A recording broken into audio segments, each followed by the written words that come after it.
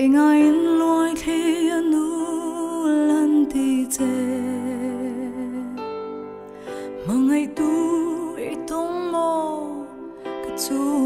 nu min han ngak zela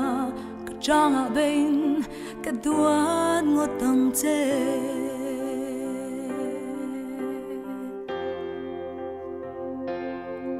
sulang o ka lo ho le hun chuan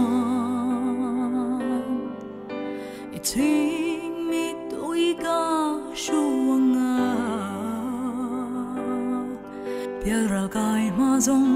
ka changa bein lung phang su o zua ban lung lo tui do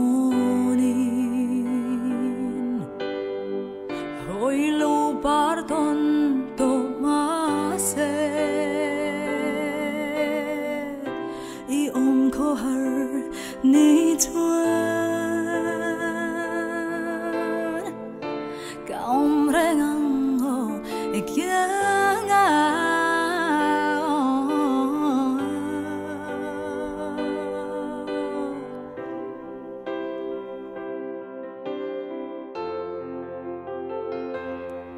mangai tu le mangai tur tel lo chuan shring nun hian om zia anei lo ve o ka chak na le ka dam chan ni ka mangai chu nu zua pan lung lo tui do Hoy lo pardon to mase I ko har ni chuan ka rengang o kyanga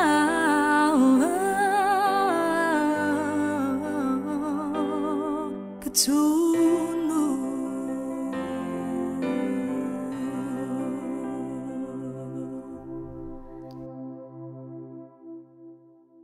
tụi này là sắc khan nal khop mẹ thì nó lắm hả đều rong kai ilu ta này phua mà đi xây pa khắp bệt telin cả phua ipa hiền thì cái boral dan chung chang vel te in anga na nghe ni pa te lo boral to chu ana ve view in karinga in ang ta na nghe ni ipa hi in ang ta ka poi mo nghe ni ti te po leng tel khan in xây sắc la ka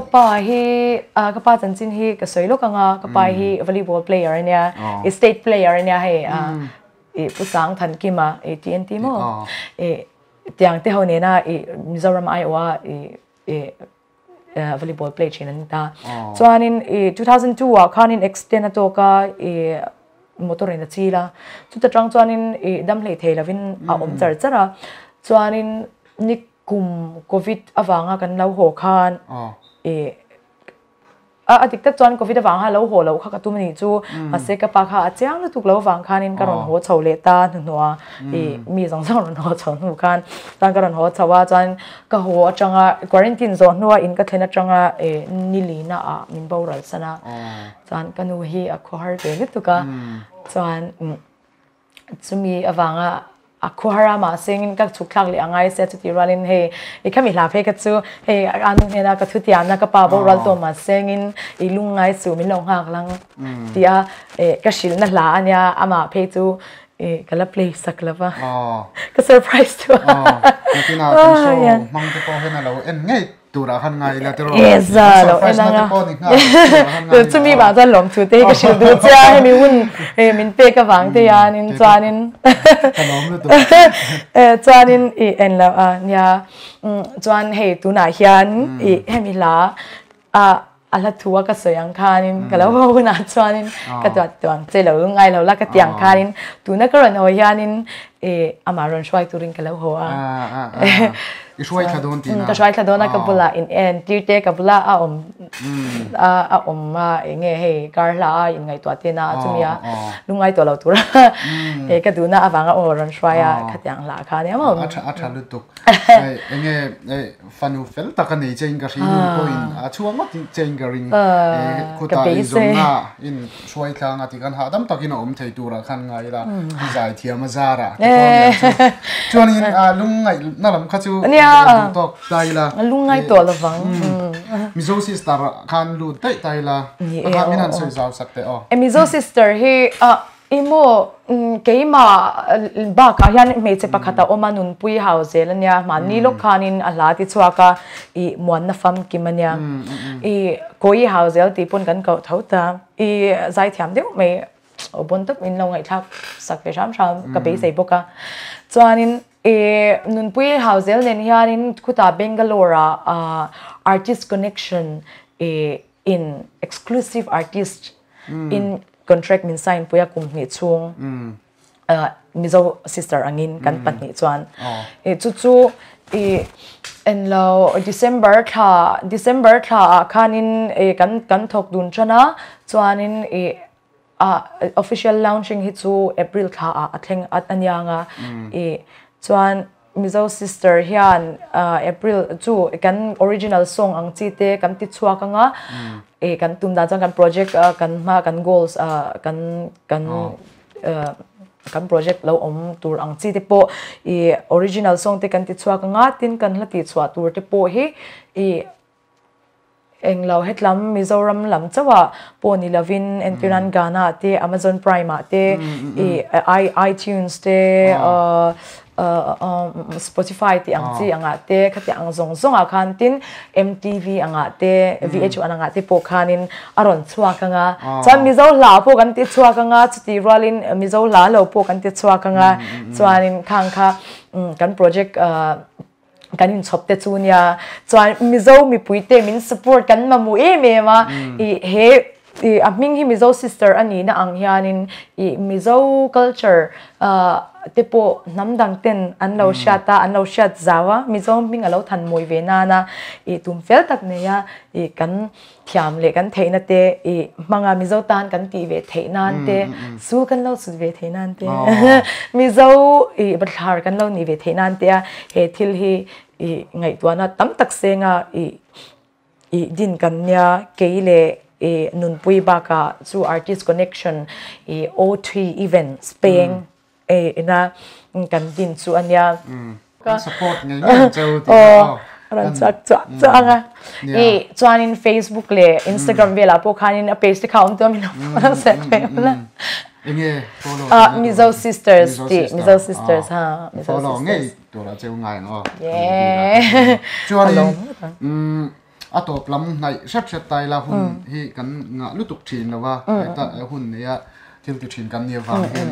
engemo atop nan lom thu sai du na ang chi te po inei the atin engemo han sai du bi krial om chi te po khalo the ne tim ning tel khan han sai sak le la to sabera chuan ka moi ka intia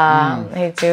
escaping moya thank you so much kalom lu tu ka voina ka thom no te ka makeup Henry te oh my god chuanin hun tramin petu pathian hena lom thu so ka soi tu tin for the Friday show chunga moite he hetia hun min kan theya hetia kan kom thei jung te kalom ma soi tur tam tak te kan ne la te khati ang vel so an lom thu soi ka du tin Mizoram ka zaina amin pui na sa tu Michelle Varken chunga lom thu ka soya tin mizo min pui mei po ni lo hi te tun thleng yanin Zaii Mizoram Zaii te hi nervous lutuk ta music video ang chi te po hi kasiam ngam ngai lo ka zaina re to viawa hwai sen hi ka nei lo chu tiang vela min push ngan ngat tu Michelle Varte hi achunga lom thu ka soi du ani chu ikha Mizoram mangai tu producer director ni bok kha chan ka pu ta chunga lom thu ka soya nang ma wangin ka hapwa ti po ka sangama ka chuang ka lom ma ka artist stream ngai poi mo saka chuti rala min advice rank tu ka pel he chan Mizoram mi puite min mua min pau chuak tu thazwal our word lom thu ka soi lo thei lawa in chunga ka lom ma chuan tuna hei tlaya tun voinia min support em tu ka ule naute in chunga kalom em ka chung le kwa te tin ka part an pi hazel tuna puan mi lo en don ti ka sha ka ngai em che kalom em mai support na til zong zong mi pui ta shat la te ba chung chu ania zai chan dana khanin ka sei belle du lo kan ne ya hei imo Mizoram ati po yan ka try ve thawa Mizo idol ati po han ka til ve to ai ko na ati po han bang lo ta ma singin ka lotling lem lawa atu ka soi du na chan tak chu hey mi tam tak zai thiam tam tak idol ai kon te an oma an lotlinga ka kalompui rolin hetiang vela tla te han hey ke ma po min tin wal ni rek tak chung chu Mizoram ati po he ka zai changam lo pha chan chu ka zai thiam lo nyang chu tiang tiang tiang chi te ka nei ni chu amai ro chu khatiang khan ni ringot lawa Mizo idol yan elimination ra na moi ni ka tla so ai ko la po han ka tla to so the stage ka tela ka tla thau ani sa kat imo competition a hianin ka chiang nia lo nge po ka shelawa katla se le jem ma se khat chiang ringot khan ni lo competition a tel chi te tel lo chi te po kan om nya ka zai zel thawa chu wangin ka cha ve du me chu mun danga ilo ti chalo ni pon ka zel ro I sham I tuina ang zong ate lotling tuma ikala I thok chang chang ni chuanin I kong tur kha ati shan deu polo ni se shethia me ti chang chang ro ti kha ka cha dua om tho ole Zain kom na hun thatak mai min pe chunga lom thu kan soi mo la ikal le se na tura Friday so ming indu sak na samber kalome nang pole ole